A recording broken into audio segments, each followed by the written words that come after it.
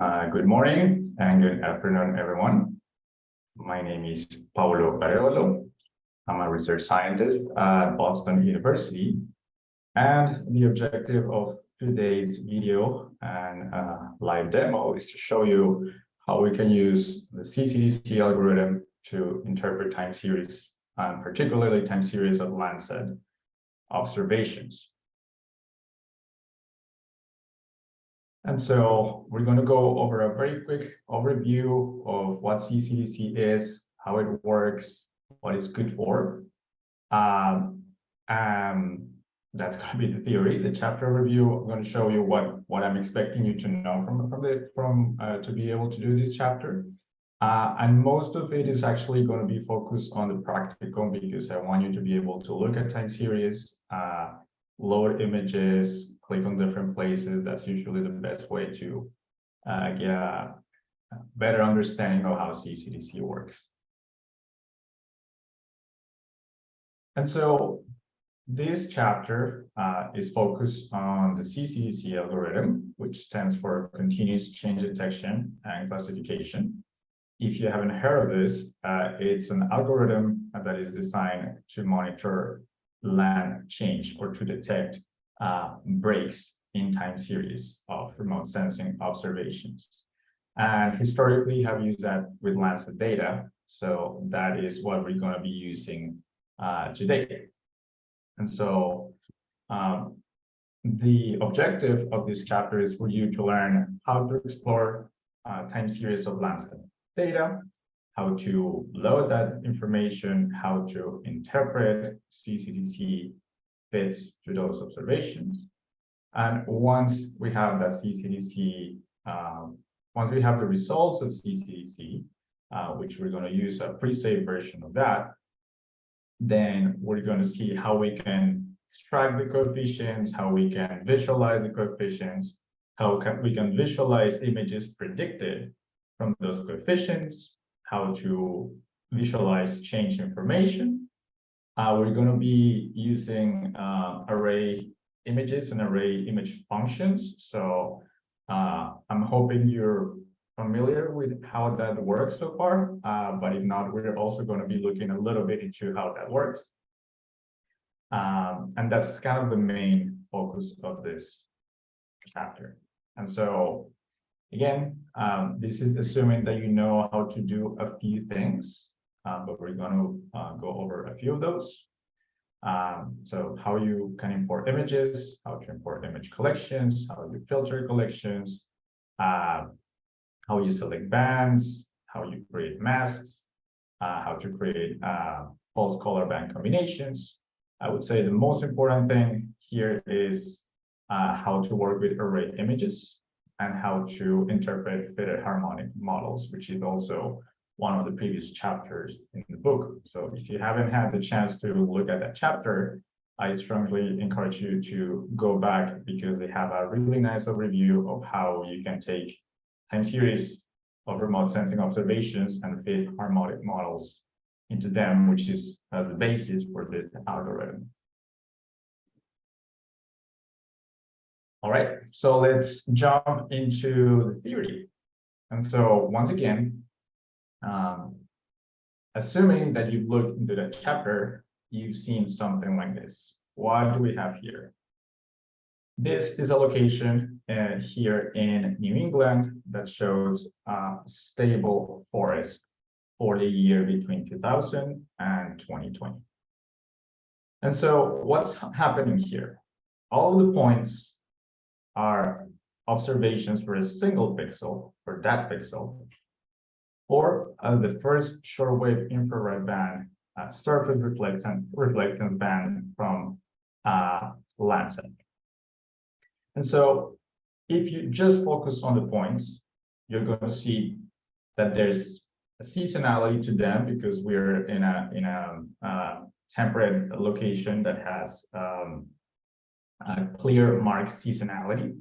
And you're going to see that reflectances tend to be higher, closer to the summer times, because that's when the vegetation is all green, and it goes down toward the winter when a lot of these trees don't even have any leaves.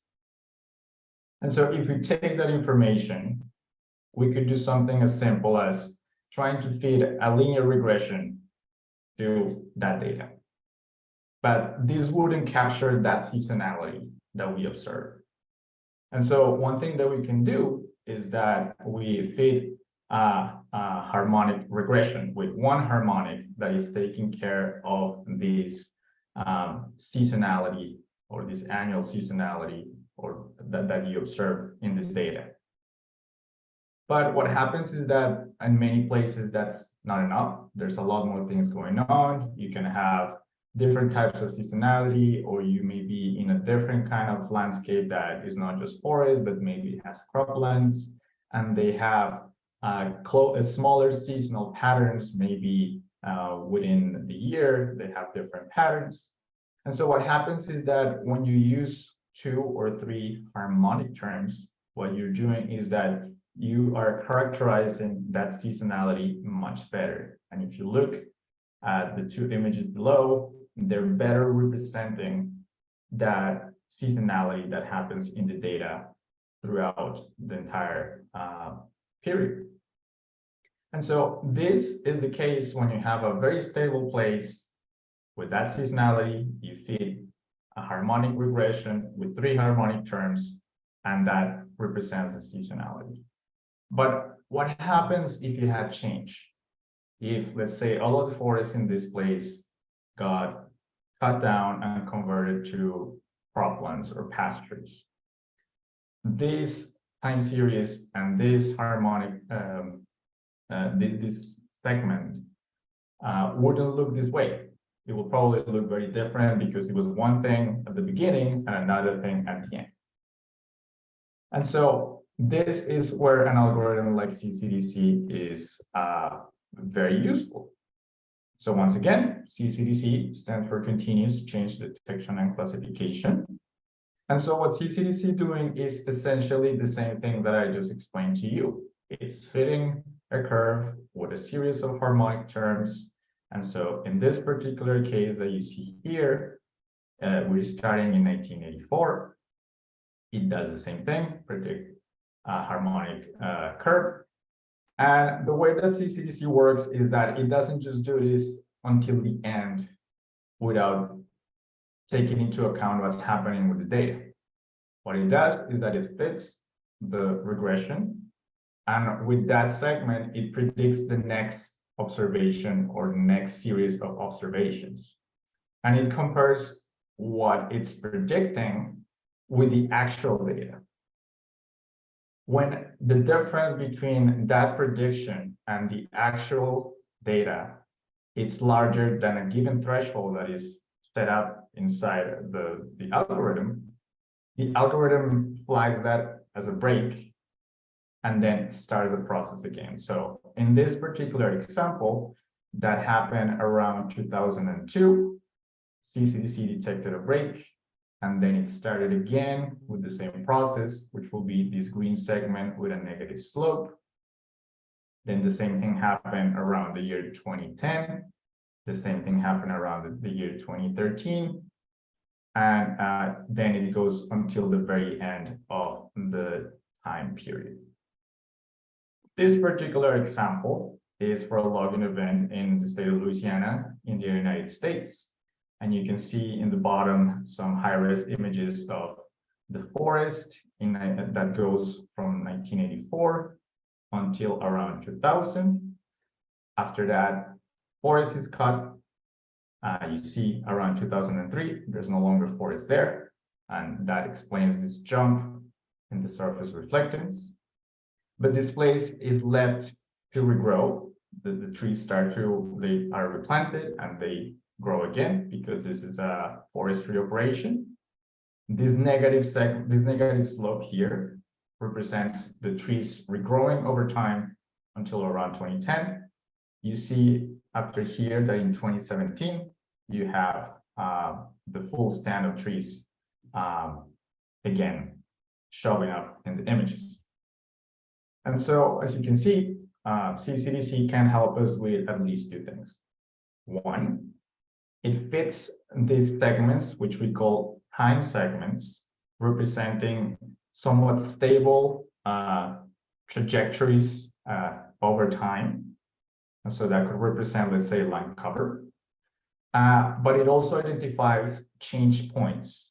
And so those change points can be important if we are interested in seeing when the largest conversion happened, or just to understand how the landscape is changing over time.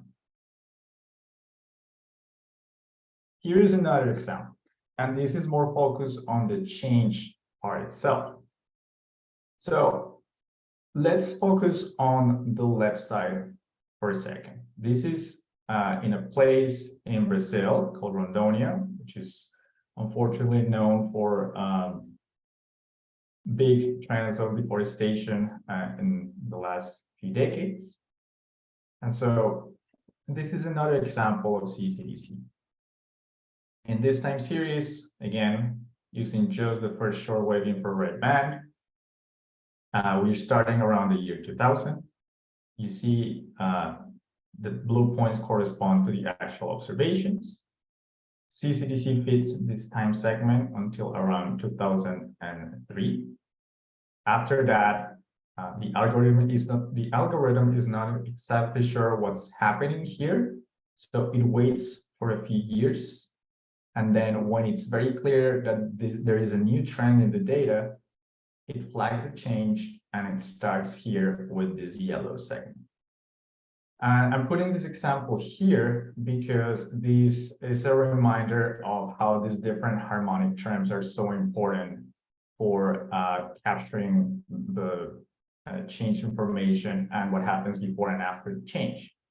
You see that the first segment, the red segment, is only capturing the normal seasonality of the forest, but after 2006, because the forest is replaced with pastures or with croplands, and those have a lot more seasonal cycles, it is really important to capture those smaller seasonal cycles. And so more harmonics are being used in this yellow segment to capture that. And so for this particular example, if you look on the right side, there is a white arrow that is pointing to where this time series come from. If we look at the time series on the left, let's say that we want to find between the year 2000 and the year 2020, when was the time of the largest break?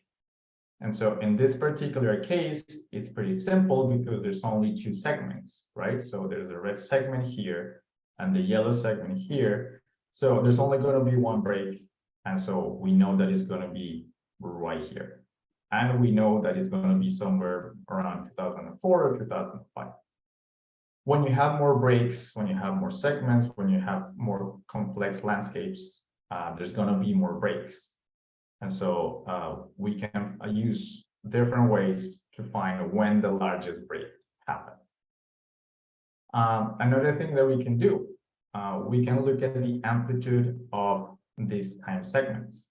And so the amplitude in this case is literally the amplitude of the biggest harmonic that you see in the segment. So basically is the vertical distance of the lower part and the higher part of the time segments.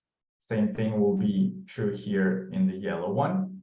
And so let's say that you're in the tropics, forests are mostly stable and seasonality is very, very small.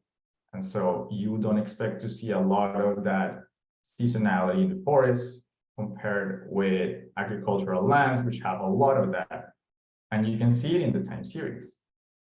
So if we take that amplitude, we create a map of that, we create an image of that, that is what we observe on the right side. And so darker places represent places with lower amplitudes, and brighter places represent segments with larger amplitudes. And this is for the year 2008. And so you see that there's a clear relationship between forest, which is going to have low amplitude, and places that have been transformed by 2008, which are going to show up with higher amplitudes. Finally, Something else that we can extract from these time segments is the root mean square error, basically telling us how well these segments are fitting to the data. And so you would expect stable places, again, like forest, a stable forest in the tropics, to fit to the data much more smoothly and therefore have a lower root mean square error compared to places that have been transformed or that have more dynamic landscapes where the data is going to be a little noisier and maybe the time segments are not going to fit as well and therefore are going to have larger root mean square errors. And you can see that in the image in the bottom right, where again, lower root mean square error shows in darker colors, higher root mean square error shows in brighter colors.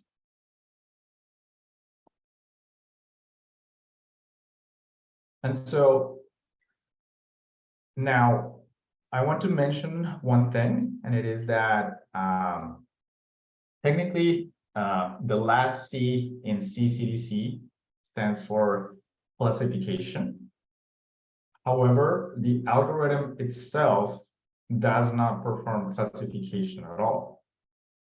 And so the version that is implemented on our engine is the classic algorithm, which is only doing the change detection part. If you want to use the outputs of CCDC for classification, then you can do that yourself, but that's not going to be part of this chapter. I would say that if you learn how to extract information from the CCDC results, what you're going to end up with is with a lot of layers that behave as predictors. And then you could use those predictors in a machine learning process that you can apply using a supervised classification. And there's other chapters that tell you how you can conduct a supervised classification. And so what I'm showing here is simply another time series for a different place, this time in North America. And this is another place with forestry operations. And so you see that from the year 2000 to the year 2004, you had this little segment here, which corresponds to the trees. They get cut down. And you see a long recovery of forest because it gets planted again and it regrows over time. And so what you're seeing here is what would happen or what you can achieve if you use CCDC as the input for a supervised classification. You could obtain labels over time like this that represent trees, herbaceous cover, shrubs, and trees once the trees end up regrowing. And you see that you obtain a sequence that makes sense, a sequence of labels that has a history to it and that has a particular trend to it. And that's visible in the animation that you see on the right side, which is the actual land cover predicted over the last 20 years. So again, I want to emphasize, we are not going to cover the classification part, but it's important for you to know that this is possible and that you could take a lot of the inputs that we are going to learn how to extract today and then use that in a supervised classification protocol if you want it. All right, so this is what I have prepared for background section. What I want you to do more than anything is to get to the more practical side because we can play with the time series, we can see how they look like, and I think that's going to show you a lot more of how this algorithm works. And so in order to do that, you are going to follow the link to go to the repo of the book on our engine. And so this chapter is chapter 4.7. We have 5 different checkpoints, and we are going to start with the first checkpoint.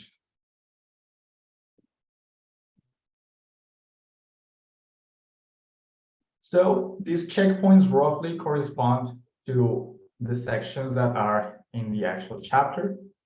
Section 4, section first, which is the first checkpoint, is going to let you play with a tool that shows you the time series and that shows the results of CCDC. Section 2 shows you how to run CCDC for an area. Section 3, we're going to take the results from running CCDC over a small area, and we're going to learn how we can extract and break information, followed by how to extract coefficients in section 4. And section 5, I'm going to show you one way that we have developed to extract coefficients in a slightly faster and simpler way.